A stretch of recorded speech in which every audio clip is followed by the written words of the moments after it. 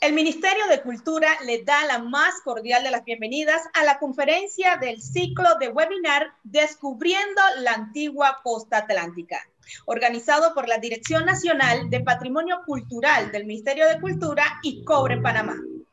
El monitoreo y rescate arqueológico que lleva a cabo Cobre Panamá forma parte de los compromisos adoptados por la mina, en cumplimiento de las medidas de mitigación de su estudio de impacto ambiental. La empresa ha invertido $5 millones en estos trabajos, los cuales son liderados por la sección de Patrimonio y Arqueología, que se encuentra bajo la Gerencia de Ambiente, responsable de velar por el cumplimiento del estudio de impacto ambiental. Por más de 10 años, Cobre Panamá ha cumplido e investigado para la conservación del patrimonio histórico de Panamá. La Dirección Nacional de Patrimonio Cultural, como garante del cumplimiento de las normativas de la proyección de los bienes culturales, desarrolla acciones de difusión de las investigaciones que se realizan en el marco de este compromiso nacional, como lo es el webinar que presentamos hoy, denominado Descubriendo la Antigua Costa Atlántica. Para la apertura de esta gran conferencia, presentamos a la doctora Katy Osorio, Directora Nacional de Patrimonio Cultural del Ministerio de Cultura. Adelante. Buenas tardes a todos. Bienvenidos al webinar de Arqueología Descubriendo la Antigua Costa Atlántica. El objetivo de este webinar es difundir información sobre las investigaciones que se realizan en la costa atlántica, precisamente gracias a los esfuerzos de Minera Panamá, que se encuentra realizando trabajos en esa área y por los temas que competen al estudio, reconocimiento y conservación del patrimonio histórico nacional. Las actividades que realizan en temas de arqueología son reportadas al Ministerio de Cultura a través de la Dirección Nacional de Patrimonio Cultural. Las raíces de nuestro país son milenarias y van más allá de la época republicana, remontándose al periodo precolombino. Toda la información que podamos obtener de este periodo merece ser difundida y conocida por todos los panameños, pues es parte de nuestra herencia cultural. Así que les doy la bienvenida a este webinar de arqueología Descubriendo la Antigua Costa Atlántica y esperamos que sea de su plena satisfacción. Muchas gracias, doctora. A continuación, entonces, presentamos el primer bioponente de esta jornada. Licenciada en Humanidades con especialización en Antropología de la Universidad de Panamá, desde el año 2005 hasta la actualidad, antropóloga de la Dirección Nacional de Patrimonio Histórico y jefa del Departamento de Investigaciones Científicas del Ministerio de Cultura. Actualmente cursa la maestría en Arqueología en la Universidad de Panamá. Con ustedes, Roxana Pi. Sí, muy buenas tardes. El Ministerio de Cultura, a través de la Dirección de Patrimonio Cultural y como parte de su compromiso en la difusión de las investigaciones arqueológicas, en el día de hoy estaré presentando la charla sobre directrices de patrimonio cultural en la arqueología de Panamá, específicamente las normas que rigen este tema. Los bienes culturales son uno de los elementos fundamentales de la civilización y de la cultura de los pueblos y solo adquieren su verdadero valor cuando se conocen con la mayor precisión su origen, su historia y su medio.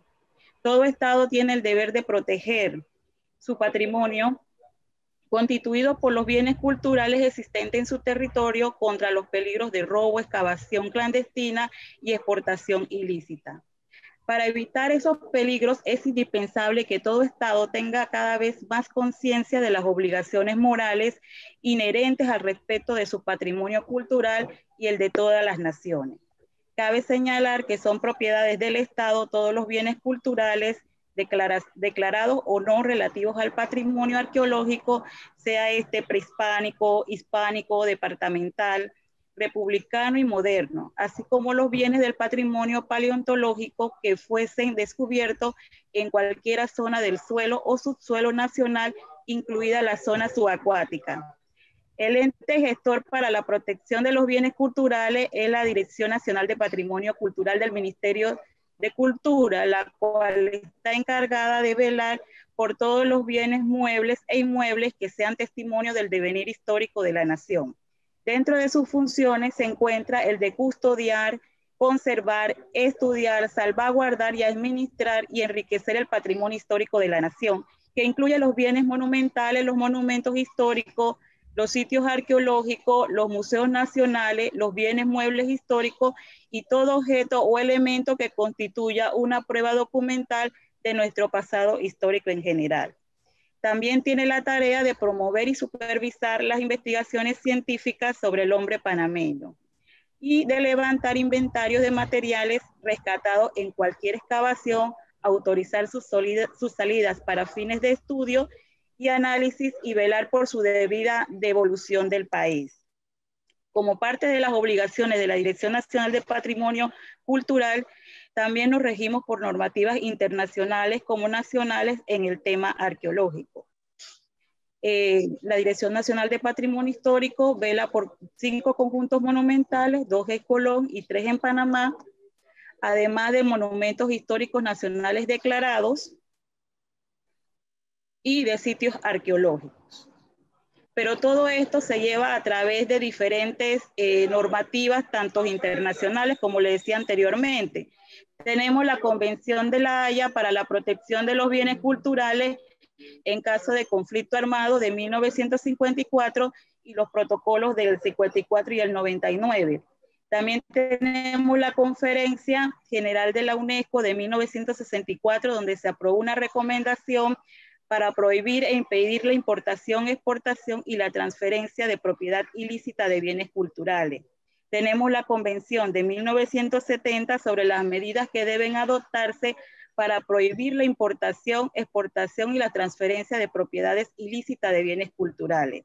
La Convención sobre la Protección del Patrimonio Cultural y Natural de 1972, la Convención de San Salvador sobre Defensa del Patrimonio Arqueológico, Histórico y Artístico de las Naciones Americanas de 1976, el Convenio UNIDROIT de 1995 sobre objetos culturales robados e ilegalmente exportados y la Convención sobre el Patrimonio Cultural Subacuático del 2001. En este marco también tenemos lo que es la legislación panameña. Tenemos lo que es la Constitución de la República de Panamá, que rige para el cuidado de los bienes culturales, la Constitución de 1972, reformada mediante los actos reformatorios de 1978, el acto constitucional de 1983 y los actos legislativos número 1 de 1993 y número 2 de 1994. En el título tercero, capítulo cuarto de Cultura Nacional, en su artículo 85 señala que constituye el patrimonio histórico de la nación los sitios y objetos arqueológicos, los documentos, monumentos históricos y otros bienes muebles e inmuebles que sean testimonio del pasado panameño.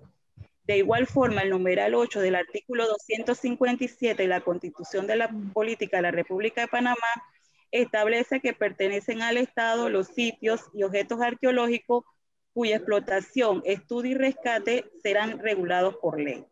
También tenemos el Código Penal de la República de Panamá en su capítulo 7, delitos contra el patrimonio histórico de la nación, en donde se emiten disposiciones los artículos 231 al 234 que enfatizan la protección del tema arqueológico. En su artículo 231 estipula: quien ilícitamente excave, extraiga, financie, comercialice o saque del país algún bien que forme parte del patrimonio histórico de la nación será sancionado con prisión de 5 a 10 años. Y el artículo 232, quien destruya, posea, dañe o sin autorización de la autoridad competente, explote o remueva sitio o objeto arqueológico, documento o monumento o bienes que formen parte del patrimonio histórico de la nación, serán sancionados con prisión de 5 a 7 años de cárcel.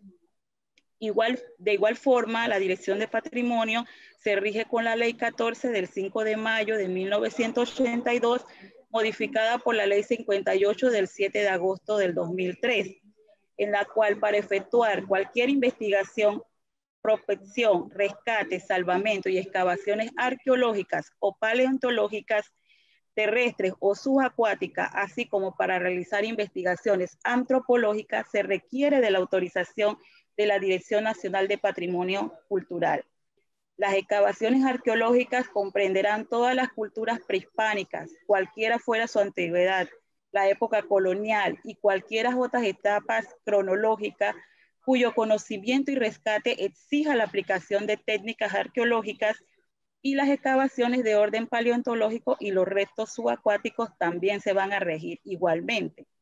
Cabe señalar, disculpen, que ningún particular instituto, universidad, centro de investigación, agencia o persona está autorizado para realizar investigaciones o excavaciones de sitios arqueológicos sin tener el consentimiento o la autorización expresa de la Dirección Nacional de Patrimonio Cultural.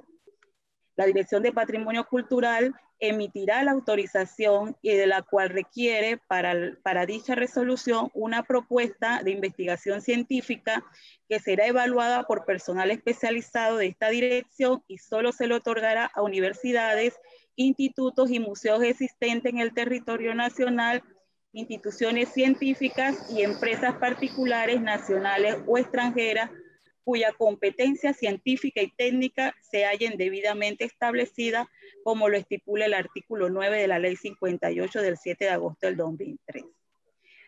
Recientemente se aprobó la Ley de Cultura, que es la Ley 175 del 3 de noviembre del 2020, en su capítulo 8, sección 3, en los artículos del 132 al 141 también se establecen nuevos lineamientos en el tema del patrimonio arqueológico.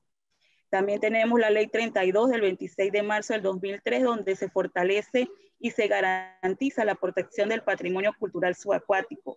Y trabajamos en conjunto con el Ministerio de Ambiente a través de la Ley 41 y el Decreto 123 del 14 de agosto del 2009, por la cual se reglamenta el capítulo 2 del título 4 de la ley mencionada, en donde en su artículo 23 establece que los promotores y las autoridades ambientales deberán considerar los siguientes 5 criterios de protección ambiental en la elaboración y evaluación de los estudios de impacto ambiental para determinar, ratificar, modificar y revisar las categorías de los estudios de impacto a las que se adscribe un determinado proyecto, obra o actividad, así como para aprobar o rechazar la misma.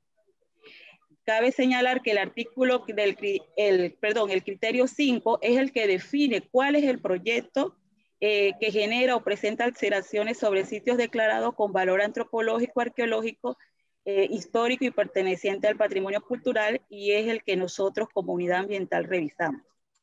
El Ministerio de Ambiente, de igual forma, ha coordinado con el Ministerio de Cultura mediante la resolución AG 0363 del 2005, en que cada estudio de impacto ambiental presentado al Ministerio de Ambiente que contemple la reducción de tierra, rellenos o embalse, debe ser enviado para su evaluación a la Dirección Nacional de Patrimonio Cultural del Ministerio de Cultura.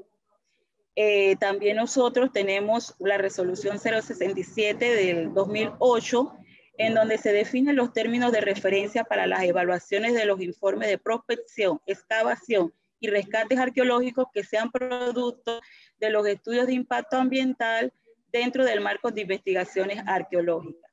La Dirección Nacional de Patrimonio Histórico de Patrimonio Cultural participa como una unidad ambiental sectorial con el Ministerio de Ambiente para la evaluación de los estudios de impacto ambiental referente a los recursos culturales y le da seguimiento a los permisos con inspecciones a los trabajos de campo y revisiones de los informes que se emiten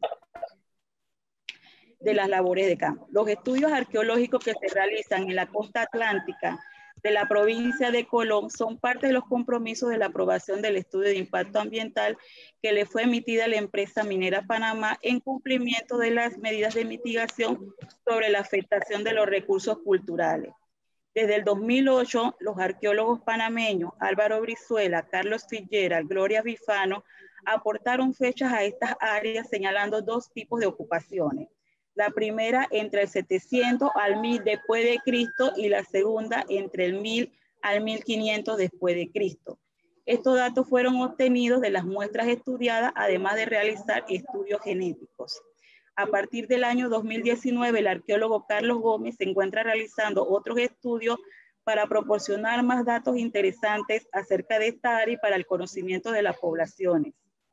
Los permisos otorgados por la Dirección Nacional del Patrimonio Cultural han permitido dilucidar más conocimientos que serán expuestos más adelante por el equipo de investigadores que actualmente se encuentra cumpliendo con la normativa en el tema arqueológico y en la difusión de los hallazgos encontrados y a su vez cómo se realiza este proceso.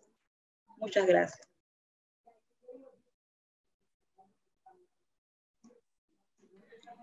Bueno, muchas gracias.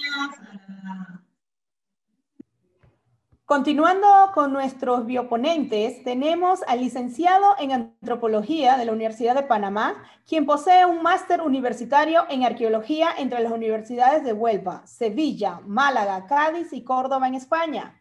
Como parte de su formación académica, tiene un posgrado en Sistema de Información Geográfica, así como diversos cursos y diplomados tanto en el área de arqueología, antropología y en el ámbito de los estudios de impacto ambiental. Posee más de 20 años dedicado al estudio de las culturas arqueológicas en el Istmo de Panamá. Es miembro fundador y parte de la Junta Directiva de la Asociación de Antropología e Historia de Panamá. Con ustedes, Carlos Gómez. Muy buenas tardes. Muchas gracias por tan elocuente presentación. Yo les vengo a introducir al proyecto arqueológico Cobre Panamá y también hablarles someramente sobre el mismo proyecto Cobre Panamá, el cual profundizará más adelante Isabel. El proyecto arqueológico Cobre Panamá se desarrolla dentro del marco del proyecto Mina de Cobre Panamá, el cual se encuentra en la provincia de Donoso, en distrito de Donoso, provincia de Colón, y se dedica a la extracción de cobre. Es manejado por Minera Panamá S.A., la cual es subsidiaria de la empresa First Quantum Minerals. Esta empresa maneja una serie de proyectos de extracción de diferentes minerales en diversas partes del mundo. Es un proyecto de primer nivel, un megaproyecto, comparable en inversión con la ampliación del canal, y genera una cuantiosa cantidad de empleos. El permiso para desarrollo del proyecto se obtuvo a través de la resolución IA 1710-2011, específicamente el 28 de diciembre del 2011 fue aprobado el estudio de impacto ambiental para el desarrollo del proyecto y contempla un área de 5.900 hectáreas, la cual vemos allí en la diapositiva, que está marcada la huella del proyecto en color rojo. Esto nos permite a los arqueólogos tener una oportunidad única para estudiar patrones de asentamiento, zonas de ocupación, paleoecología, paleovegetación, por la cantidad de terreno o de espacio que ocupa el proyecto. Obviamente que un proyecto de esta magnitud requiere de un corpus ambiental o un departamento ambiental sumamente robusto, el cual se encarga de la gestión ambiental en términos generales, y se asegura el cumplimiento de los compromisos ambientales asumidos tanto en el estudio de impacto ambiental como en el plan de manejo ambiental. Para ellos, este departamento está subdividido en puerto y planta de energía, biodiversidad, servicios ambientales, compromisos ambientales y patrimonio y arqueología, que es el área que nos compete a nosotros y en la cual le vamos a hablar más adelante. Patrimonio y arqueología, la sección de patrimonio y arqueología se encarga principalmente de salvaguardar los recursos culturales que se encuentren dentro de la huella del proyecto. Para ello se lleva una evaluación arqueológica denominada prospección. Ningún movimiento de tierra o ningún desarrollo que implique movimiento de tierra dentro del proyecto se hace si antes no se realiza una evaluación arqueológica previamente. Luego de esa evaluación, aquellos sitios que sean detectados son rescatados a través de una excavación extensiva y luego cuando venga el movimiento de maquinaria o inclusive manual, se hace un monitoreo arqueológico que no es más que la presencia del equipo de arqueología a través de arqueólogos que están presentes siempre que haya cualquier movimiento de tierra para evitar que se dañe físicamente cualquier recurso cultural. Carolina Ramírez, que es miembro también del equipo, le explicará estas fases a mayor profundidad. Como lo indicó Roxana Pino de la Dirección de Patrimonio Cultural, las investigaciones se llevan a cabo desde el año 2008 en este proyecto. Desde el estudio de impacto ambiental hasta el presente. Son 10 años de investigación arqueológica.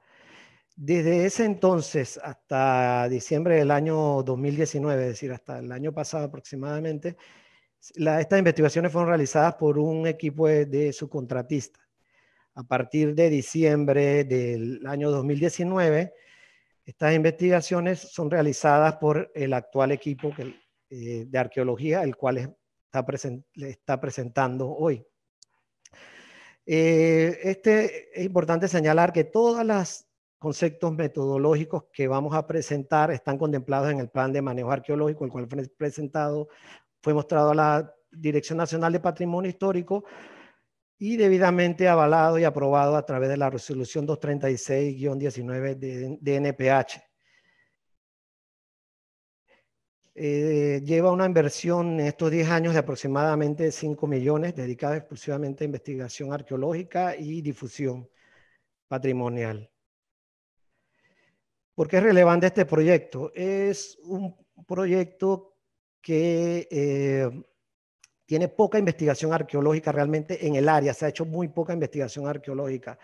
Hay investigaciones arqueológicas en Río Indio, cerca del antiguo proyecto de Petaquilla por John Griggs en el 68, donde localizó algunos sitios que se encuentran inclusive dentro de la concesión del proyecto de Cobre Panamá.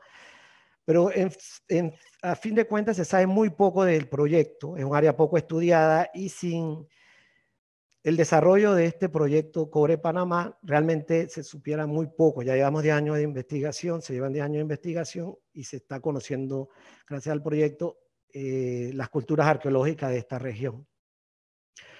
Si vamos a hablar de arqueología, es conveniente establecer el contexto histórico. La primera vez que se habló de esta zona fue en el cuarto viaje de Colón en 1502, y Cristóbal Colón la describe como un frente costero agreste con alcantilados, cuyo litoral selvático se veía seccionado por numerosos ríos que descargaban desde la serranía. Esta descripción es aplicable hoy día, es una zona montañosa, selvática, con múltiples ríos, los cuales los indígenas en el periodo prehispánico lo utilizaban para transporte y para medios de pesca. La región también se describe en las fuentes etnohistóricas como contenía sembradíos de maíz, palmeras, mameyes, coco, cítrico, yuca, dulce. En términos de la alimentación de origen vegetal, recientemente están llegando los análisis de fitolito y almidones, que son microfósiles vegetales que quedan adheridos a los poros de los artefactos, principalmente ollas y utensilios como manos de moler y metate, donde también nos hablan que se estaba consumiendo calabazas, frijoles, por ejemplo. Volviendo al tema de los ríos, no solamente eran empleados en el periodo prehispánico para pesca y medios de transporte, sino que se utilizaban para lavar o extraer oro de manera aurífera. Esto hace que este territorio, como veremos más adelante, llame la atención de los españoles. Dicho sea de paso, siempre a nosotros los arqueólogos nos preguntan, bueno, ¿y este territorio a qué culturas específicas pertenecía? Se ha manejado la hipótesis que pertenecía al cacicazgo de Curigá, que estaba subordinado al cacicazgo de Veraguas, el cual están subordinados otra serie de cacicazgos, siendo el de Veragua el principal. Sin embargo, investigaciones etnohistóricas que se están llevando a cabo actualmente nos indican que no era tan simple la realidad, sino que existían en la región diferentes tipos de cacicazgos, y hay un dato novedoso en esto. Estos cacicazgos, algunos de ellos eran liderados por cacicas, es decir, por mujeres. Imagino que este dato le llama mucho la atención, sobre todo a una sociedad como la de nosotros hoy día. Les voy a hablar un poco de Juan López de Sequeira, que fue nombrado gobernador y capitán de Veragua. Recordemos que este estaba supeditado al cacicazgo de Veragua, esta región. Él fue nombrado a esta región en 1600, realmente llegó acá después de un largo viaje en el 1603, que vino de Santo Domingo, Cartagena, pasó a Chiriquí, por Chiriquí fundó el pueblo de David, hoy la ciudad de David, en 1602, y llega a la región a fin de cuentas en 1603 con el fin de pacificar a los indígenas de la región. En realidad lo que buscaba era la explotación del oro, para lo cual, como les comenté, funda en el año 1603 que llega a esta región, funda lo que se llama Nueva Lisboa. Nueva Lisboa lo llamó así porque a fin de cuentas él era portugués y estaba muy orgulloso de sus raíces, y en honor a eso Nueva Lisboa, la cual estaba cerca de parte de la cuenca del río Coclé del Norte, cerca del actual Coclecito. Sin embargo, este pueblo dura muy poco. En una crecida del río Coclé del Norte se lo arrasa y es llevado entonces aproximadamente un año después refundado en el río Belén. No se sabe si cambió de nombre realmente, ahí hay una confrontación entre las fuentes históricas, si se llamó Nuevo Belén o siguió llamándose Nueva Lisboa. Pero lo importante es aquí que estas fundaciones conllevaron a la explotación de los indígenas de la zona con el fin de extraer oro. Juan López Sequeira maltrató mucho a los indígenas, lo cual lo llevó a un juicio, posteriormente a un juicio, y murió pobre. Sin ánimo de extenderme mucho en este tema, porque esto es un tema tan amplio que requiere de una sola presentación para ello. Bueno, murió pobre y fue encarcelado por la explotación de los indígenas de la zona. Un poco entrando a los datos ya del proyecto, dentro de los sitios detectados en el proyecto Core Panamá tenemos alrededor de 732 sitios detectados entre el área de puerto y mina. Cada punto de esos que ven en la pantalla representa un sitio detectado durante estos 10 años de investigación. Nosotros en el proyecto empleamos mucho el análisis espacial y aquí vemos a través de un mapa de calor la concentración de los sitios. Estos sitios las personas estaban ubicando más, las culturas arqueológicas se estaban ubicando más cerca de los ríos, como le comenté, pero principalmente en el río del Medio. En la parte norte y sur del río del Medio, vemos aquí hacia el norte la concentración de los sitios. Cada punto de esos rojos representa alrededor de 4 sitios. Así que hay una concentración bastante grande, tanto al norte como al sur del río del Medio, de las poblaciones prehispánicas en esta región. En términos de los patrones de asentamiento, hemos definido que estos culturas arqueológicas o poblaciones prehispánicas se estaban ubicando en la parte plana de las cimas de las cimas de las montañas o colinas. Porque esa es una buena estrategia porque aparte de estar cerca de los ríos que obviamente se inundaban, esta es una zona sumamente lluviosa, llueve prácticamente como 10 o cuidado que más meses al año. Ellos se ubicaban en la cima de las montañas, en la parte plana de la cima de la montaña, con el fin de evitar que sus casas sean arrasadas con las inundaciones. Cada uno de estos puntos representa sitios arqueológicos detectados durante este periodo de investigación. Y bueno, aquí hacemos un poco de etnografía y vemos las viviendas actuales que hay en áreas aledañas al proyecto. Son viviendas relativamente sencillas, con materiales perecederos, lo cual nos obliga a nosotros los arqueólogos a llevar un registro sumamente minucioso de las excavaciones. Aquí vemos que no solamente hacemos análisis espacial a nivel del proyecto, del área que ocupa el proyecto, sino a nivel de intrasitios. Aquí vemos a través de un mapa de calor la concentración de los materiales a través de los diferentes niveles de excavación. Aquí vemos cómo se va moviendo a través de los niveles de excavación y aquí hay una concentración en el noroeste de la unidad de excavación del material. Y algo curioso, este es el sitio J9-1, en la cual de esa concentración, que la mayoría de cerámica, la gran mayoría del material ha sido identificado como ollas. Esto nos lleva a nosotros los arqueólogos, juntamente con el análisis espacial intrasitio, a decir que esto probablemente era un área donde se procesaban o se cocinaban alimentos. Aunado a esto podemos hacer análisis arqueométrico de la cerámica y tener información de qué tipo de alimentos se estaba cocinando en esas ollas que encontramos en el sitio. En términos de la ocupación, el sitio más antiguo básicamente es hace 2000 años de antigüedad. Estaba densamente poblado, o sea, a partir de los 2000 años había poca población, luego hay un hiato aproximadamente del año 200 después de Cristo hasta el 700 después de Cristo, es decir, hace unos 1800 años, 1700 años. Y luego viene un poblamiento en la región que llega hasta el periodo del contacto y que se intensifica a partir de más o menos el siglo XIII hasta el periodo del contacto con los europeos en esta región. Aquí vemos un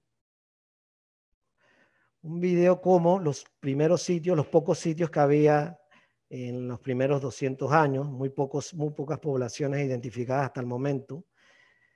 Y luego hay un hiato hacia el año 1600, 1700, donde comienza a poblarse en la zona, lo cual se intensifica a partir del año 1200 después de Cristo, hasta el periodo del contacto, en la cual ya vemos que es una zona densamente poblada. Yo culmino aquí mi presentación y le doy paso a Carolina Ramírez para su presentación. Muchas gracias, señor Carlos Gómez. Continuando con nuestros bioponentes, nos encontramos con la licenciada en Arqueología por la Universidad Veracruzana en México. Su experiencia en la aplicación de técnicas de prospección, excavación, restauración y documentación arqueológica la han obtenido al colaborar en proyectos de investigación y rescate en sitios arqueológicos de distintas regiones de México y Perú. Desde el año 2015 hasta el 2018 participó en las etapas de exploración arqueológica en Cobre, Panamá, y posteriormente en el año 2019 se reincorporó como parte del equipo de arqueología del Departamento de Ambiente. Durante su trayectoria se ha involucrado en la comunicación científica en comunidades, museos y a través de medios periodísticos. Con ustedes, Carolina Ramírez. Hola, bueno, pues primero que nada, muchas gracias por acompañarnos y bueno, yo les presentaré las técnicas y los procedimientos mediante los cuales día con día nuestro equipo de arqueología de Minera Panamá recuperamos los vestigios que fueron abandonados o enterrados ex profeso por los antiguos moradores de la región. Estas técnicas y métodos de investigación están asentados en el plan de manejo arqueológico presentado por Carlos Gómez ante la Dirección de Patrimonio Histórico, por lo que cada una de nuestras labores está estrictamente apegada a estos lineamientos. Bueno, la primera técnica que aplicamos en campo es la prospección arqueológica. Y la prospección arqueológica está subdividida en 3 etapas, que es el análisis espacial, el recorrido de superficie y la caracterización arqueológica. Bueno, la primera etapa es el análisis espacial y se lleva a cabo en gabinete. Es decir, antes de caminar en la selva, se estudia el terreno mediante un sistema de información geográfica, que es una herramienta informática para analizar y manejar la información geográfica. En el proyecto utilizamos el software GIS, que nos permite proyectar la topografía para planificar las rutas más favorables, para optimizar el tiempo y el esfuerzo del recorrido. Además, el trabajo en la selva involucra innumerables riesgos, por lo que sin duda estos factores disminuyen si elegimos las mejores rutas con pendientes menos pronunciadas, evitamos los ríos más caudalosos, pero sobre todo con el análisis espacial podemos identificar las áreas de potencial arqueológico para dirigirnos con exactitud a los lugares donde podríamos encontrar vestigios.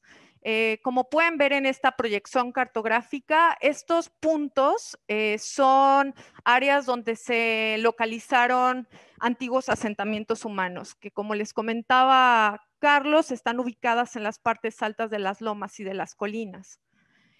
Bueno, y estos planos, estos mapas que estamos viendo aquí, que tienen una alta resolución y una muy buena precisión, se logran utilizando tecnología LiDAR. La tecnología LiDAR básicamente crea modelos digitales, nos permite crear modelos digitales del terreno a partir de dispositivos que envían haces de luz pulsada al terreno para medir la distancia entre el sensor y el terreno. Como pueden ver aquí en esta imagen, esta es la selva, este es el terreno donde se ubica nuestro proyecto. Como pueden ver, no se distingue la topografía del terreno, la vegetación es muy densa, entonces nosotros no podemos identificar a simple vista dónde están las partes altas. Entonces, emplear este tipo de tecnología nos permite llegar a los puntos de interés arqueológico. En Cobre Panamá se cuenta con una tecnología muy avanzada que nos permite contar con una data con curvas de nivel hasta de 50 centímetros, tan precisa que antes de salir a terreno nosotros ya tenemos identificados cuáles son los puntos que vamos a explorar. Como les comentaba ya Carlos, a lo largo de estos 10 años de exploración arqueológica, se ha podido notar que la gente utilizaba las partes altas de las lomas y de las colinas, como pueden ver en estas fotografías que fueron tomadas recientemente. Esta es una vivienda que está muy cerca de los ríos y de una quebrada. Y pueden ver aquí esta proyección. Esto es parte del terreno del área de Puerto. Esta es una reconstrucción de cómo pudieron haber estado ubicadas las antiguas viviendas a partir de registros arqueológicos. Este es el Océano Atlántico y estos son los ríos que desembocan en el mar. Y bueno, ya una vez que nosotros tenemos ubicados estos puntos de potencial arqueológico, vamos a campo, nos introducimos a la selva a fin de explorar el subsuelo donde creemos o donde pudiéramos encontrar antiguos asentamientos. Básicamente tenemos que caminar, tenemos que recorrer el terreno y una vez llegando a las partes altas de las lomas, realizamos sondeos que miden cerca de 50 por 50 centímetros y alcanzan una profundidad hasta de 50 centímetros hasta que identificamos el suelo estéril, es decir, la roca meteorizada, que sabemos que debajo de ese suelo no vamos a encontrar más materiales arqueológicos. Entonces hacemos sondeos sistemáticos en las cotas altas de las lomas, con una distancia equidistantes entre sí, entre 2 a 5 metros, a fin de abarcar lo más que se puede el terreno. Y cada uno de estas excavaciones se georreferencian con un GPS, y se van cada uno de estos sondeos, se les va colocando un código numérico, o sea, en orden consecutivo, sondeo 1, sondeo 2, y se van anotando las capas del suelo que podemos identificar, además de la profundidad total que se alcanzó en cada uno de estos sondeos. Estos registros, además, se colocan en fichas, como estas que pueden ver del lado derecho, y se proyectan también en mapas. Esto que ven aquí fue una prospección que realizamos en el sector de TMF. Estas líneas azules es todo el recorrido que nosotros hicimos para llegar a las partes altas del terreno. Y estos puntos en negro que vemos aquí son todas las excavaciones, todos los sondeos que se realizaron para explorar el subsuelo. Entonces, todo esto nos permite también analizar dónde exactamente ubicamos sitios arqueológicos. Como pueden ver aquí, de esta prospección, todos estos sitios fueron ubicados en las partes altas de las lomas. Bueno, una vez que nosotros identificamos un sondeo positivo, es decir, un punto donde encontramos materiales arqueológicos, es decir, podría ser fragmentos de cerámica, una herramienta de piedra, donde nosotros encontramos evidencias de actividad humana, entonces comenzamos a hacer una exploración intensiva, es decir, en torno al sondeo positivo donde encontramos materiales, hacemos otros sondeos 4 sondeos en torno a esta área y así se va ampliando con la finalidad de caracterizar el área, es decir, determinar si se trata de un sitio arqueológico o de un hallazgo, es decir, puede ser un área donde quedó extraviada una flecha en una actividad de cacería o si se trata efectivamente de un área donde se asentaron los seres humanos, donde tuvieron una actividad quizás permanente. Entonces, después de que identificamos un asentamiento arqueológico para registrarlo como un sitio protegido como patrimonio cultural, nosotros le colocamos una clave de identificación a partir del lugar donde está ubicado.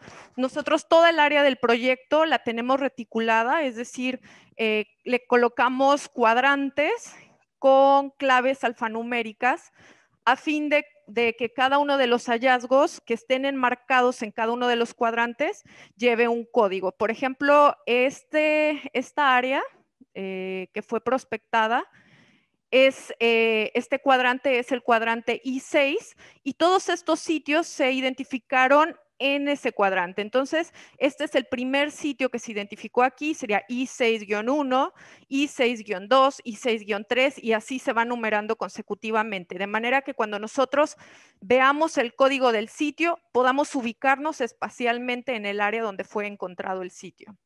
Bueno, una vez que ya tenemos el registro del sitio, que sabemos que estamos ante una entidad que va a ser protegida como un recurso patrimonial, se le coloca cinta de precaución, se le coloca un letrero para que el personal del proyecto sepa que está ante un recurso protegido y que está prohibida el ingreso de maquinaria o cualquier tipo de excavación en el área. Posteriormente, procedemos a realizar el rescate arqueológico, que es la excavación controlada. Es la etapa de investigación en la que nosotros podemos recuperar la mayor información mediante un método muy minucioso y mediante un registro muy detallado.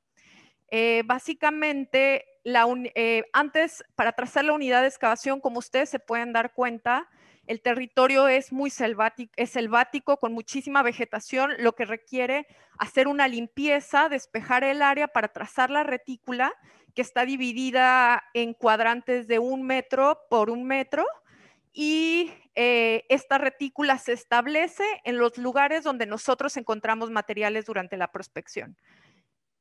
La excavación, nosotros no hacemos una excavación, que lo que intentamos es como, nuestra pretensión no es sacar objetos, sino recuperar datos para escribir la historia de los antiguos pobladores. Por lo tanto, nuestra excavación es muy detallada y muy sistemática. Excavamos por niveles métricos de 10 centímetros, es decir, cada 10 centímetros nivelamos el terreno. Si no encontramos materiales, seguimos excavando 10 centímetros y una vez que encontremos materiales arqueológicos, se van registrando en estas fichas técnicas que les estoy presentando aquí a la derecha. Aquí marcamos cuál es el nivel en el que encontramos, es decir, si vamos, por ejemplo, en el tercer nivel que sea a los 30 centímetros, entonces aquí vamos anotando si se encuentran materiales líticos, cerámicos, etcétera. Y también se van registrando las capas del suelo en el que estamos encontrando los materiales arqueológicos. Una vez que nosotros identificamos un rasgo arqueológico, es decir, elementos que nos permitan entender una actividad humana, como por ejemplo podría ser un fogón, podría ser la huella de un poste, podría ser una tumba. Una vez que encontramos un rasgo arqueológico, la excavación se comienza a hacer muchísimo más detallada. Nosotros en ningún momento de la excavación utilizamos palas, utilizamos picos, sino utilizamos herramientas muy finas para ir retirando poco a poco la tierra que se fue acumulando con el tiempo a fin de dejar al descubierto todos estos vestigios para registrarlos mediante fotografías y dibujos técnicos. Este dibujo que ven aquí es un dibujo de planta de esta excavación. Como pueden darse cuenta aquí, estos son las raíces, están representadas las raíces que podemos ver en esta fotografía. Nosotros representamos todos los elementos que encontramos en la excavación porque también las raíces al haberse intruido en el suelo, pudieron haber alterado el contexto arqueológico. Entonces nosotros registramos todo, madrigueras, concentraciones cerámicas, las raíces, todos los elementos que forman parte del contexto natural y arqueológico. Y bueno, una vez que hemos expuesto in situ todos los materiales que conforman el rasgo, procedemos a hacer la recolección de las piezas. La recolección tiene que ser muy cuidadosa porque estos materiales estuvieron enterrados por cientos, incluso miles de años. Entonces, la recolección tiene que ser muy cuidadosa para evitar que al exponerlo a la intemperie y estos cambios bruscos de temperatura, los materiales se rompan más o se pierde información, por ejemplo, muestras de carbón que podríamos perder al hacer una excavación mucho más rápida. Entonces, durante la recolección de los materiales, nosotros vamos levantando cada uno de estos materiales y los vamos codificando, es decir, vamos colocando el contexto en el que fue encontrado con esta información que pueden ver aquí a su derecha, en la que vamos anotando en qué cuadrante se encontró el material, en qué nivel, en qué capa, en qué sector, o sea, de lo general a lo particular, a fin de que nosotros podamos ubicar cada uno de nuestros elementos arqueológicos. También durante el proceso de recolección tenemos mucho cuidado para identificar los restos botánicos que nos permiten generar conocimientos acerca de la alimentación, que nos permiten fechar un asentamiento, como puede ser el carbón. Cuando nosotros encontramos carbón asociado a materiales arqueológicos, nosotros podemos fechar un asentamiento, podemos saber en qué fecha se llevó a cabo una actividad y es muy importante que podamos hacer una recolección muy detallada para evitar que las muestras se contaminen. Además, también muchas veces, como les estaba mencionando Carlos, en las paredes de las vasijas o en los materiales de piedra, en los poros van quedando microfósiles que se pueden analizar mediante la técnica de fitolitos y almidones para conocer específicamente qué tipo de material se estuvo procesando. Hemos encontrado con estos resultados que no solamente, por ejemplo, en los metates se procesaban alimentos o granos, sino también, por ejemplo, concha, que pudo servir como desgrasante para elaborar, por ejemplo, las vasijas. Entonces es información muy importante que se tiene que tener cuidado al momento de recolectarla. Y bueno, ya una vez que se hizo el registro, la recolección de los materiales, se sigue excavando y detectamos que encontramos el suelo estéril, culturalmente estéril, que es básicamente cuando ya no encontramos más materiales arqueológicos, entonces se decide detener la excavación y se hace se hacen este tipo de dibujos que son los dibujos de las paredes de los perfiles estratigráficos, es decir, como pueden darse cuenta aquí en este dibujo, este es la capa húmica, es decir, el suelo más reciente que podemos ver aquí en esta fotografía, que es el suelo café con mayor cantidad de materia orgánica. Esta es la representación del estrato cultural donde nosotros encontramos los materiales y el suelo estéril. Bueno, después de que se rescató el sitio, la última fase de investigación en campo es el monitoreo arqueológico. Es decir, es supervisar todas las obras de construcción para recuperar los materiales, los vestigios que no fueron identificados durante las 2 etapas previas de prospección y excavación. Durante los movimientos de tierra que se realizan en el proyecto básicamente son con maquinaria o manuales. Y muchos de los sitios o de los vestigios que hemos encontrado los hemos identificado en esta etapa.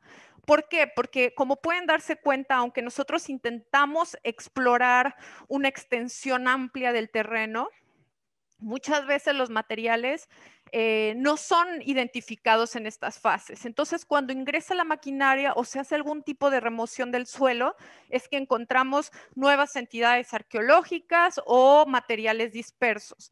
Entonces, cuando identificamos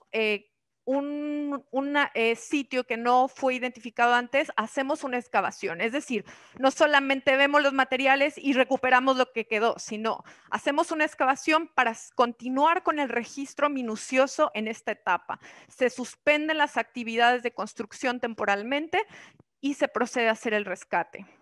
Y bueno, la intención de hacer esta última fase es liberar el área, es decir, que los arqueólogos hayamos explorado todo el terreno y que entonces se pueda proceder a que continúen la construcción ya en los suelos estériles, ya en las partes más profundas donde no encontramos vestigios arqueológicos.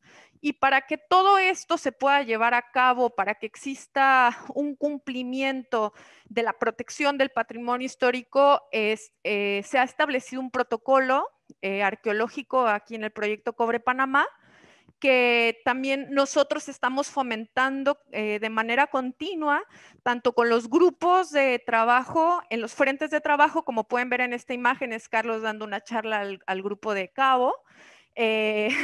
Y bueno, nosotros continuamente estamos capacitando al personal y ahora con la pandemia ha sido un área de oportunidad para nosotros porque los colaboradores pasan cuarentenas antes de ingresar al proyecto y se está aprovechando para dar pláticas y charlas de arqueología para que el personal del proyecto conozca nuestro trabajo y al mismo tiempo funcionen, nos apoyen avisándonos cuando va a haber movimientos de tierra, que sean parte del equipo de arqueología indirectamente, que nos apoyen a proteger el patrimonio arqueológico.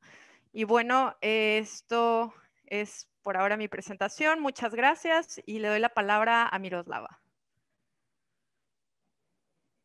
Muchas gracias, licenciada Carolina. Continuando con nuestra presentación, tenemos a la licenciada en Arqueología por la Universidad Veracruzana en México. Cuenta con amplia experiencia en la documentación de contextos habitacionales y funerarios en proyectos de salvamento en el norte y centro de la costa del Golfo de México, así como en Panamá.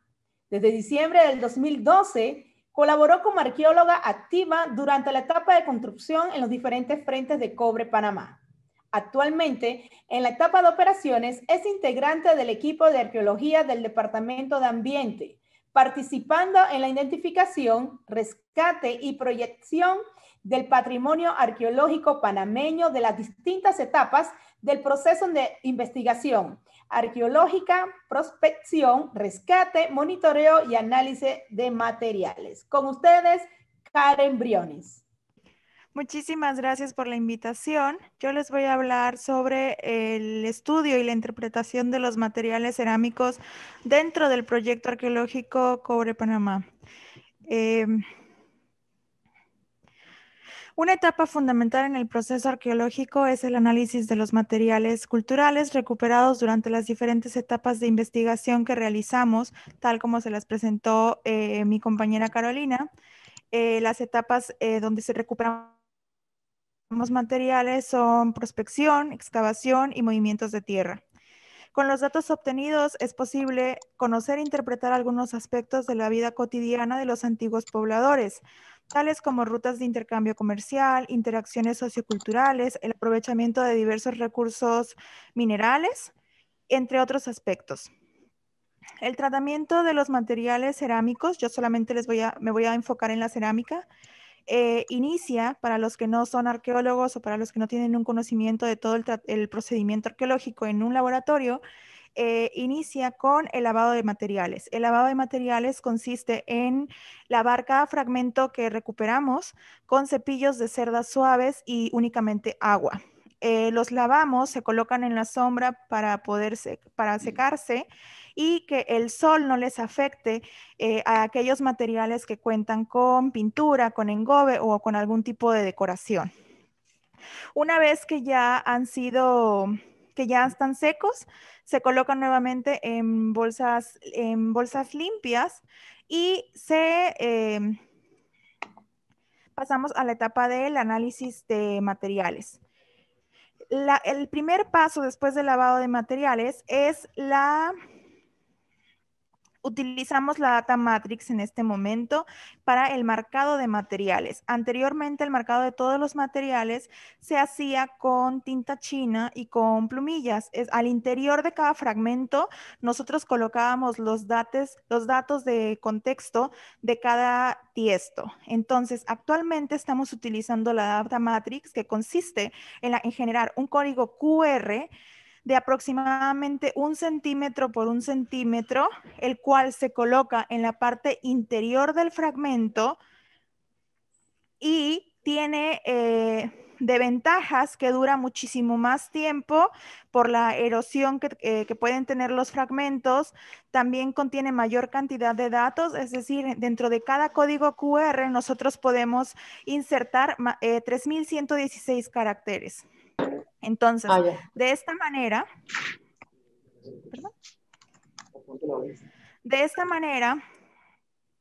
nosotros generamos en cada fragmento recuperado una etiqueta que sabemos de dónde procede cada material. Solamente con una aplicación en el celular, nosotros podemos dar lectura a cada fragmento. Nosotros lo encontramos, como ustedes lo pueden ver en pantalla.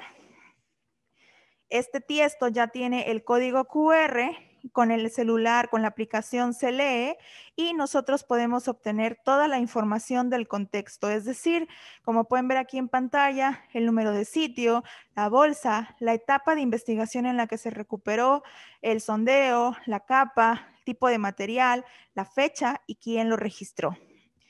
Ese es el primer paso durante el análisis de materiales ya en el laboratorio. Ahora bien, ya el análisis de materiales, la clasificación de los fragmentos cerámicos la hacemos de acuerdo a las características físicas. Como por características físicas me refiero a tipo de pasta. El tipo de pasta es el conglomerado por el cual está hecho cada fragmento cerámico. Y la pasta, se observan también otros tipos de atributos, por ejemplo, los desgrasantes, que son los que sirven, como les explicaba Carolina hace un momento de la concha, que sirven para unificar el barro y que al momento de la cocción la cerámica no se fragmente. También analizamos con una tabla Munsell, una tabla cromática, analizamos el tipo de color de cada fragmento. Como pueden ver en pantalla, los fragmentos son diversos y tienen diferentes tonalidades, diferentes texturas, diferentes grosores. Todo eso nosotros lo vamos registrando en la tabla que ustedes tienen en pantalla. También otras de las cosas que nosotros analizamos en la clasificación cerámica es la técnica, es decir, si se hizo por un moldeado, un enrollado, el acabado de superficie, si la textura es áspera, pulida, alisada.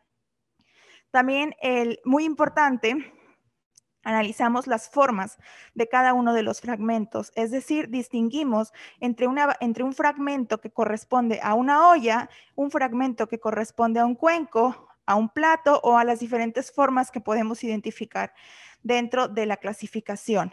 El método que nosotros utilizamos para la clasificación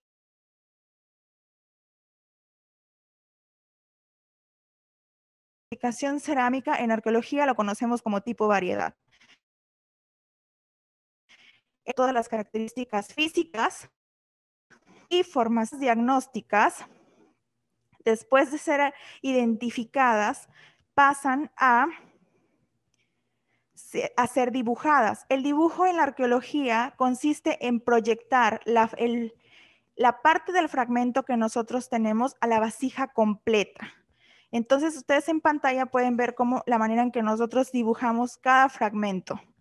Y una vez que los dibujamos, pasan a la etapa de digitalización con programas de diseño en el cual nosotros insertamos el dibujo que nosotros hacemos a mano y después lo vamos haciendo ya en computadora. Y quedan de la manera en que ustedes pueden ver del lado izquierdo. Del lado izquierdo ustedes pueden observar la proyección de dos diferentes tipos de ollas que corresponden al proyecto. También aquí en pantalla pueden ver otros dos tipos de ollas y en la parte central de la proyección pueden ver cómo cómo encontramos nosotros el tiesto, el fragmento con el cual nosotros podemos definir la forma. La forma más recurrente que tenemos dentro del proyecto, dentro de este, yo les estoy hablando únicamente del análisis que hemos realizado en el último año, es decir, de diciembre del 2019 al diciembre actual. Las formas más recurrentes son las ollas y en menor cantidad tenemos cuencos. Es importante mencionar también que tenemos una gran variedad de desgrasantes, tales como gravas, feldespatos, cuarzos, hematitas. También tenemos evidencias de materiales o de vasijas que fueron expuestas al fuego. Esto lo identificamos a través de restos de hollín al exterior de los fragmentos, y estos nos hablan de algún tipo de procesamiento de alimentos. Muy pocos fragmentos presentan decoración como rastrillados e incisiones. La cerámica localizada en el proyecto se caracteriza por ser una cerámica de pasta media a burda con desgrasantes gruesos y muy erosionada. Aquí en pantalla podemos ver la proyección gráfica de un cuenco que también se han identificado en baja densidad, pero tenemos registro. También otra parte muy fundamental en el análisis es la creación de gráficos para poder identificar y leer todos los datos que generamos, todos los números. Entonces, en pantalla ustedes pueden observar las diferentes formas que hemos registrado en todos los sitios a lo largo de este año. Por ejemplo, podemos ver que en el sitio K10-1 se encontraron 79 fragmentos de bordes de ollas, mientras que en el sitio J9-1, que Carlos les habló hace un momento de él, se encontraron 50 fragmentos de bordes de ollas y un cuenco. De manera general, en este último año se han analizado 3.222 fragmentos distribuidos en todos los sitios que ustedes ven en pantalla, de los cuales 243 pertenecen a bordes de olla, 9 a cuencos y únicamente se identificó un plato.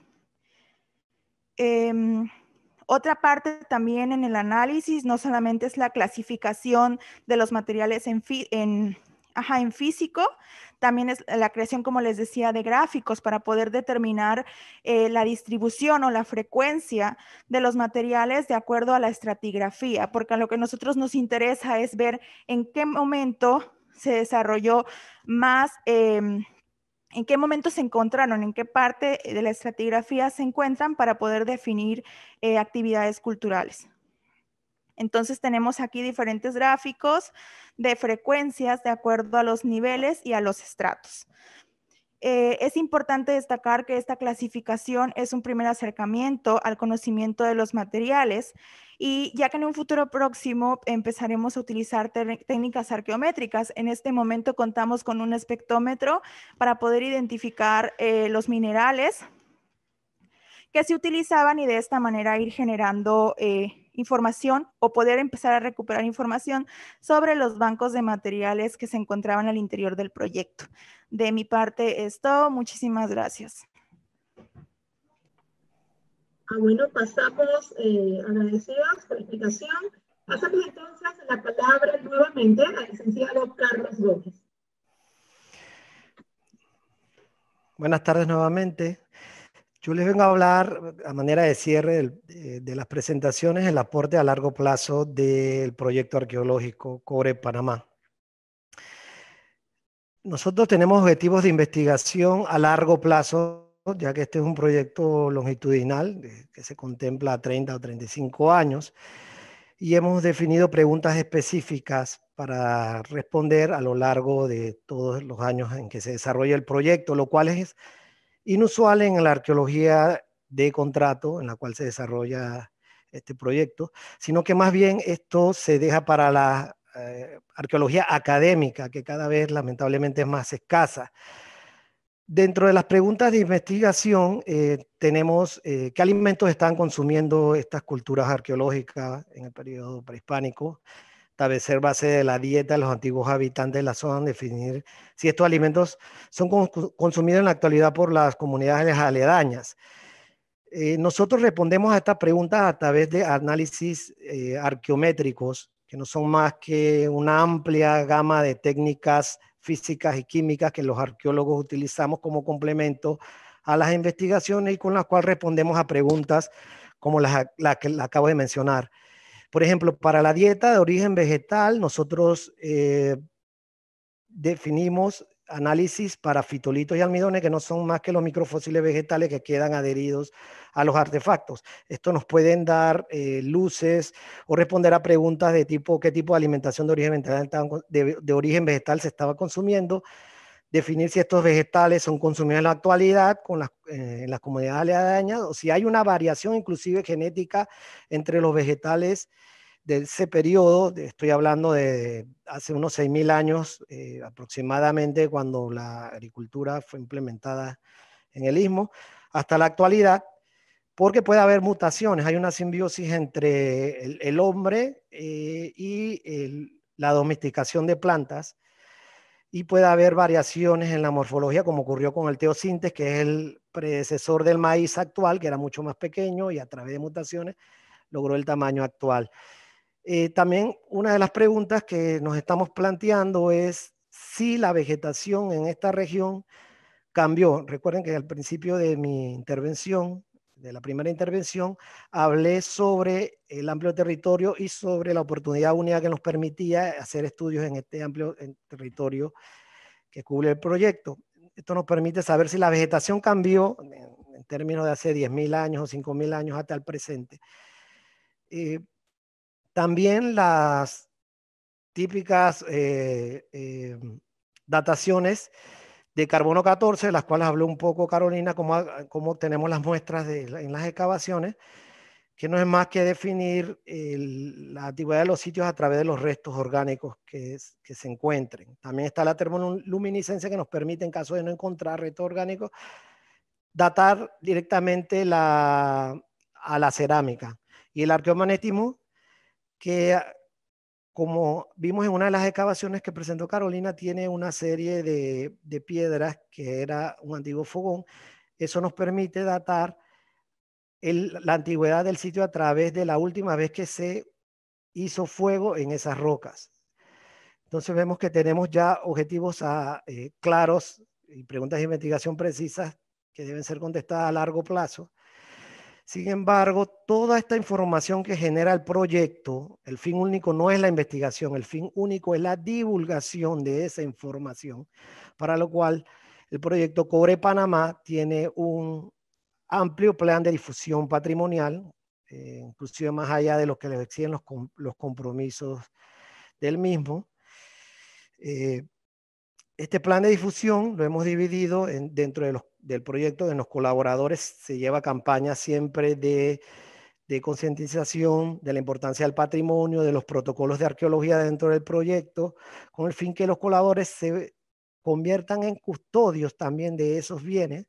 Siempre que se vaya a hacer cualquier tipo de movimiento de tierra en el proyecto, se hace una evaluación previa y nos avisan los diferentes departamentos involucrados cuando se va a hacer ese movimiento de tierra, y para eso necesitamos concientizar a los colaboradores. También tenemos difusión a nivel local de las comunidades y a nivel regional y a nivel nacional e inclusive a nivel internacional a través de artículos científicos en revistas de alto impacto o a través de congresos.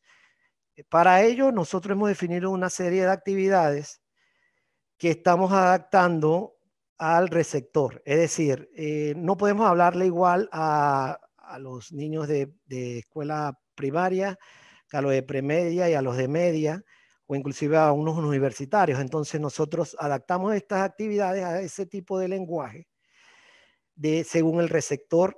Y por ejemplo, tenemos seminarios ya para lo que es premedia o media, talleres dirigidos a estudiantes, charlas, congresos. El mes pasado tuvimos un mes bastante intenso con los webinars, adaptándonos a la pandemia, de difusión entre las universidades, entre los docentes y estudiantes universitarios. Y también estamos planificando conjuntamente con el Departamento de Comunicación otras actividades, entre las que destaca las exposiciones itinerantes y actividades o campañas en las redes sociales, Aquí vemos un ejemplo de esas actividades. Son muchas, así que voy a mencionar algunas más icónicas. Taller de cerámica arqueológica para niños, un taller de artefactos líticos. Aquí vemos a Fernando Bustamante, que forma parte del equipo de arqueología, que es experto en líticos y además de ser experto en análisis lítico, también es tallador. Tallador son aquellas personas que se dedican a trabajar la piedra y hacer utensilios líticos que se utilizaban en el periodo prehispánico o inclusive hace 10.000 o 12.000 años para cazar megafauna. Este taller fue dirigido a estudiantes de Princeton y aquí vemos un taller dirigido a niños. Y ahora con la pandemia, conjuntamente con Mi Cultura, hemos planteado, que esperemos que en este mes ya se concluya este proyecto, un recorrido virtual del Museo de Penonomé, que dicho sea de paso, allí están las piezas que se han extraído en estos 10 años del proyecto. Ahí están las piezas y unas salas de exhibición, donde está toda la información que se ha obtenido durante todo este tiempo. Bueno, adaptándonos a la pandemia, estamos haciendo un recorrido virtual no solamente de esas salas, sino del museo completo de Penonomé. Este proyecto es conjuntamente con el Ministerio de Cultura, como les comenté, y esperemos que esté ya a finales de este año concluido. Yo concluyo aquí y no sin antes darle las gracias a nombre de mi equipo y del proyecto también por su atención y el mío. Y le doy paso ahora sí a Isabel. Adelante, Isabel.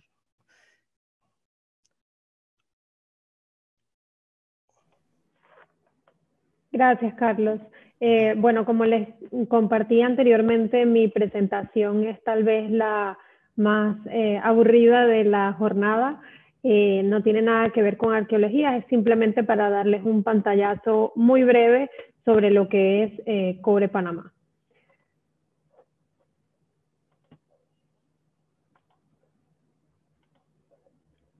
Bueno, lo primero que les quiero comentar, y quisiera un poco que ahora estamos en casa y podamos ver, analizar un poco estas preguntas, ¿qué tan relacionados estamos con la minería? ¿Qué tantos ustedes consideran que están relacionados con la minería?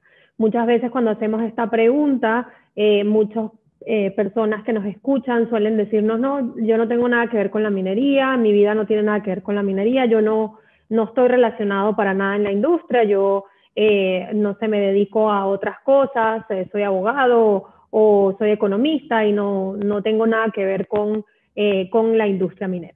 Entonces, la primera pregunta viene orientada a la segunda, que quiere decir cuántos minerales creemos y cuántas minas creemos que necesitamos para hacer un teléfono celular, que todos hoy en día gozamos de esta maravilla de la tecnología que nos conecta y con la pandemia nos hemos dado cuenta de la importancia de la conectividad.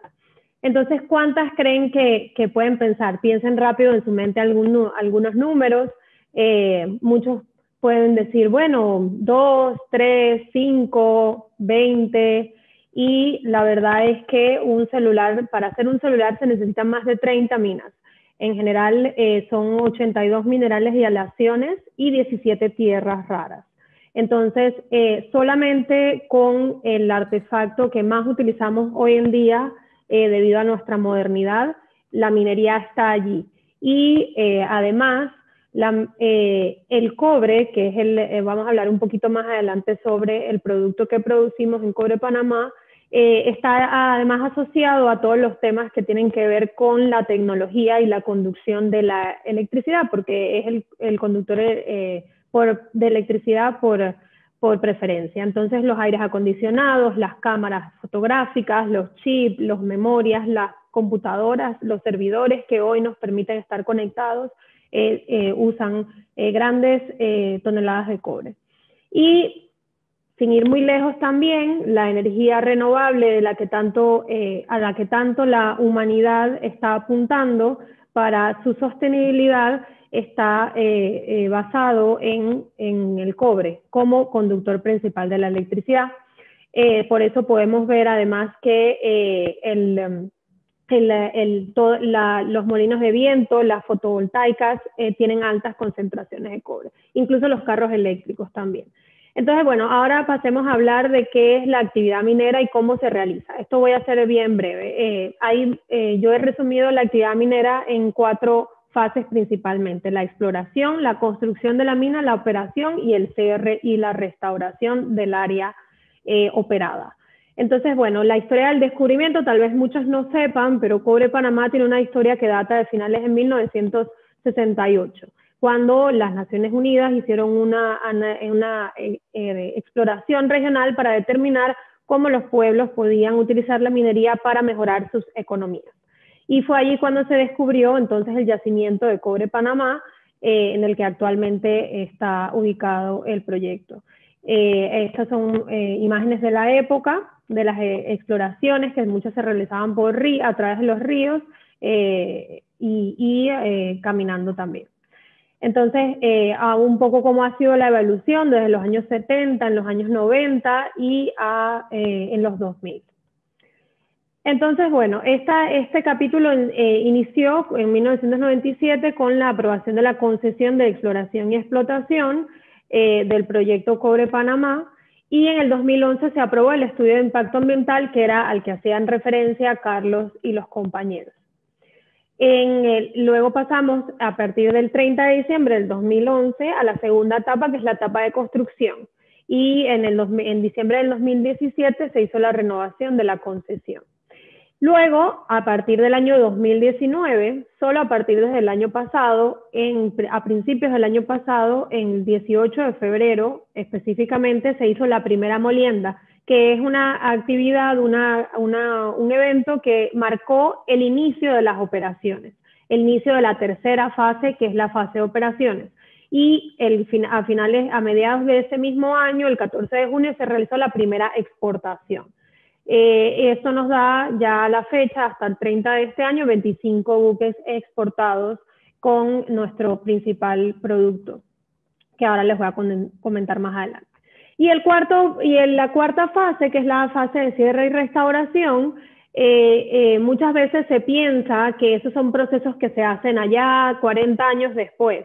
Si bien es cierto, se intensifican 40 años después, una vez el yacimiento, digamos, termina su vida útil. También es cierto que es un proceso continuo que se realiza dentro de las áreas del proyecto. Es decir, aquellas áreas donde cuando ya se realizaron las intervenciones, los arqueólogos realizaron los rescates correspondientes, esa área ya no se va a utilizar más, entonces se restaura inmediatamente. Esto permite a los biólogos, en este caso, pues realizar estas pruebas de cuál vegetación es la más adecuada nativa y cuáles son las técnicas para que esa vegetación nativa recupere su entorno. Bueno, ¿quién es First Quantum Minerals? Es un grupo global. Lo primero es decir eso. Es un grupo global que estamos en 7 minas en operaciones en diferentes partes del mundo. Incluso 2 proyectos en operaciones. Cobre Panamá ya pasó de ser un proyecto en operación de construcción a operaciones, como les había comentado, y quedando entonces en proyecto Argentina y Perú. En las distintas operaciones, además de Cobre Panamá, podemos destacar países como España, Finlandia, Turquía y actualmente el proyecto de mantenimiento y cuidado es en Australia. Cobre Panamá pues está ubicado, como comentó Carlos, realmente está entre los municipios Omar Torrijos y Donoso, que comparten esa área geográfica del país. Pero digamos que la carretera de acceso se encuentra subiendo por Penonomé, pasando La Pintada, cercano a Coclecito, y allí entonces está la entrada de el área de concesión. Esta área de concesión son 13.000 hectáreas, de las cuales digamos todo el proceso minero son 5.900 hectáreas a desarrollar, con un compromiso de reforestación de 10.475 hectáreas. Adicionalmente, son 22 comunidades de interés las que están definidas en ese estudio de impacto ambiental que circundan las áreas vecinas al proyecto. Cobre Panamá pues es una mina de clase mundial, que eso es un término bien de ingeniero, digo yo siempre, que está pues orientado a los términos de los procesos ingenieriles. Entonces, la proyección de producción son 375.000 toneladas de cobre por año, y el ciclo de vida que les estaba comentando se estima de 34 años o más. La inversión para la construcción de esta mina es de 6.7 mil millones de dólares, que se considera la inversión privada más grande en la historia del país. En una fase de construcción tuvo un tope de contratación de 13.000 colaboradores, y para la fase de operación se espera un máximo de 4.200 colaboradores. Pero Cobre Panamá es más que una mina. Cobre Panamá tiene 4 componentes principalmente que resumo en estas imágenes. Tenemos un puerto internacional, una planta de energía, una planta de procesos y las áreas mineras en sí mismas. Bueno, ¿cuáles son los minerales que se encuentran en Cobre Panamá? Cobre Panamá es, digamos, técnicamente hablando, un pórfido de cobre, que significa que es un área donde el mineral se encuentra en gran tonelaje y baja ley. Los minerales se encuentran cerca de la superficie, diseminadas en las rocas en vetitas, como vemos en la imagen de acá abajo. Mayoritariamente nuestro mineral, el que se encuentra en esta zona, es mayoritariamente cobre. Sin embargo, minoritariamente se encuentran otros minerales como el oro y el molibdeno. Aquí les voy a poner un breve video, no tiene audio, se los voy a ir narrando. Este es el proceso de producción. Lo primero es que el material, la roca, se hace acarreo a través de estos camiones, que son uno de los camiones más grandes del mundo. Es manejado por una flota de operadores 100% panameños que han sido entrenados a través de una alianza con el INADE, y luego en procesos internos de formación se han convertido en una élite mundial que maneja estos camiones de gran tonelaje, porque no son muchas las personas que lo hacen. Luego el material se transporta a bandas transportadoras, hay una segunda trituración, se apila y entra en la molienda. Esta es la molienda que está compuesta por 8 molinos. Luego, por bandas, por tuberías, se traslada a las celdas de flotación. Esas burbujitas que ven allí, ese es el cobre. Y aquí voy a hacer una pequeña pausa, porque esto es un proceso súper interesante de explicar, y es que la separación es un proceso más físico que químico. Es decir, no se utilizan químicos nocivos al medio ambiente como el cianuro, que se usan para otro tipo de minerales, sino que se utiliza una propiedad natural del cobre, que es que no le gusta el agua. El cobre es hidrofóbico, por ende, entonces se hacen con burbujas, se hacen unas burbujas, y el cobre entra dentro de la burbuja y la burbuja sale, digamos, flota, que es un poco lo que pueden ver acá en estas imágenes. Estas son las burbujas que contienen el cobre, el mineral de cobre. Ven que son unas burbujas, acá se nota. Entonces, bueno, luego eso llega al área del puerto, donde se filtra, se le quita el agua y el agua regresa al proceso, y este es el concentrado de cobre, que es el commodity que exporta. Luego eso, por bandas transportadoras, se lleva a los buques y entonces se despacha a los mercados internacionales. Eso a través de un puerto que tiene especializado para la distribución y el cargamento de estos buques. Como ven, se trata de una tierra oscura que contiene los distintos minerales. Bueno, y esto no se puede hacer sin tener un compromiso ambiental, de los cuales los compañeros de arqueología son parte. Como les comenté, son 13.000 hectáreas del total de la concesión, 5.900 es el área a desarrollar y 10.475 el área a reforestar. Son 373 compromisos los establecidos y con los que la empresa se comprometió en este estudio de impacto ambiental, de los cuales 265 son ambientales 100%. Arqueología y los temas arqueológicos son parte de esos compromisos. Entonces, bueno, en líneas generales los otros compromisos, ya para ir cerrando, los otros compromisos ambientales pues tienen que ver con la gestión del monitoreo ambiental, la biodiversidad, la preservación de la biodiversidad, la rehabilitación ecológica, como les había comentado, arqueología, reforestación y monitoreo comunitario.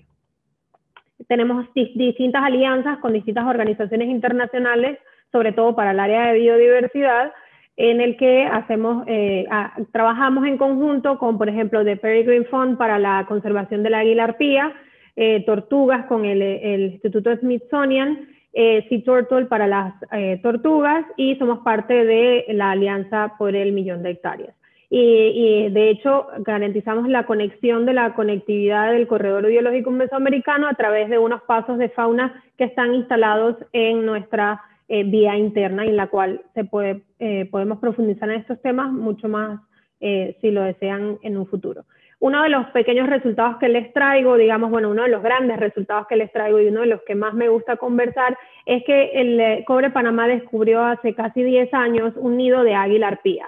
Y gracias a la alianza con The Peregrine Fund se hace una conservación de este nido, y este nido ya ha dado 4 águilas que hoy en día son pichones. Como saben, el águila nacional está en peligro debido a la composición, digamos, social que tienen estos animales, que son una pareja única de por vida. Por otra parte, digamos, con el Instituto Smithsonian hicimos en el 2018 la reintroducción de 500 anfibios liberados en las áreas del proyecto, en los ríos del proyecto, y se les instalaron transmisores porque el Smithsonian tiene un programa de conservación muy importante para superar la pérdida de estos individuos debido a un hongo que se establece en su piel. Bueno, y esto también, entonces, la licencia social para operar se da gracias a el trabajo que se hace con 22 comunidades de interés, como les comenté, en los distritos Donoso, Omar Torrijos y La Pintada. De esos 373 compromisos que les comenté, 115 son socioambientales, o sea que también son sociales y ambientales al mismo tiempo. Y para ello, pues también tenemos alianzas muy importantes con distintas organizaciones que hacen vida en nuestro país. Algunos ejemplos que les puedo dar: por ejemplo, tenemos más de 10 años becando a los niños de las comunidades para que estudien en premedia, media y hasta la universidad. Tenemos un programa de agroextensionismo para formar a nuestros productores en capacitaciones técnicas y también para compra de su producción. La carretera está pavimentada desde La Pintada hasta Coclecito, anteriormente eran trochas, y bueno, acueductos rurales también, y otros temas sociales que les podría también ampliar en otra oportunidad. Uno de los grandes resultados que les quiero comentar el día de hoy es que, pues, esta asociación que les comento de productores, en el año pasado vendió más de $1 millón a los campamentos de Cobre Panamá para alimentar a los colaboradores de la empresa. Entonces pasaron de ser productores de subsistencia a ser grandes empresarios que le venden a Cobre Panamá, y con ellos trabajamos para que además amplíen su mercado hacia otros sectores del país. Este es un ejemplo de la carretera que les comenté. Así era en 2010, y en 2016 se inauguró digamos, esa rehabilitación que se hizo. Y bueno, ya para concluir, nuestras cifras generales, como les comenté, 6.7 mil millones de dólares es la inversión más grande de la historia del país. El aporte al Producto Interno Bruto del país es 3%, 2.000 millones en exportaciones al año. Ciclo de vida del yacimiento son 34 años.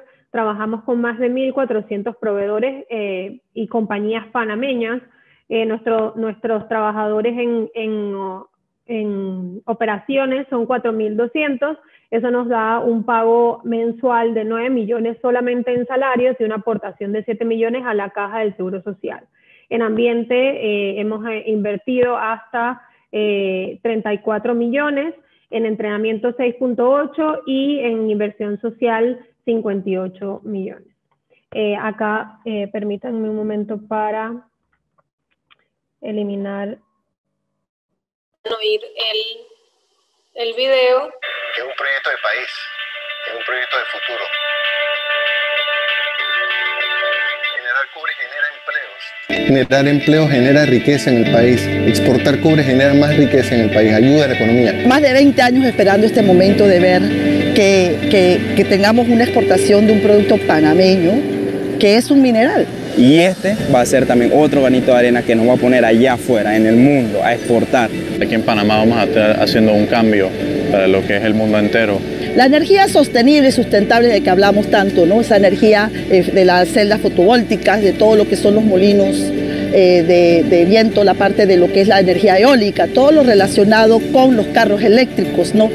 El cobre es el mineral fundamental para ese desarrollo. La tecnología no puede seguir fluyendo si no tenemos más cobre. Mucho orgullo para mí como panameña ver que de mi país salió ese cobre. Pertenecer a esto es súper gratificante, la verdad. El conocimiento panameño es el que va a llevar adelante la ejecución a partir de ahora de este proyecto. Desde el día 1 me di cuenta de que definitivamente quería estar aquí, aprendiendo, desarrollando todos los días nuevas ideas. Quiero ganar más conocimientos, quiero ser parte de la historia. A mí me gustan los retos. Mi hija se llama Yailiani Edith Walter Polo. Todo va a ser por ella. Ella es mi impulso a seguir, mi futuro. Todo lo hago por ella. Si no es la creación de un nuevo trabajador panameño, la creación del panameño, como hay un canalero, es el panameño minero. Porque definitivamente lo logramos. Cobre es el futuro. Cobre es el futuro. Cobre es el futuro. Cobre es el futuro. Cobre 100% panameño. Cobre 100% panameño. Cobre 100% panameño. Cobre 100% panameño.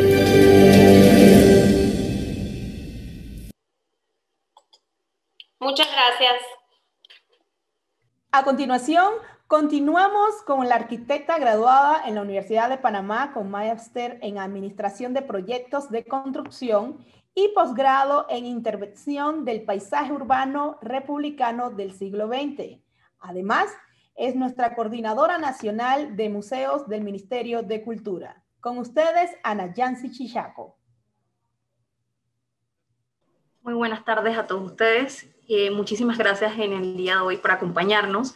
Para finalizar este ciclo, voy a compartirles un poco de las alianzas estratégicas para la recuperación de los museos nacionales.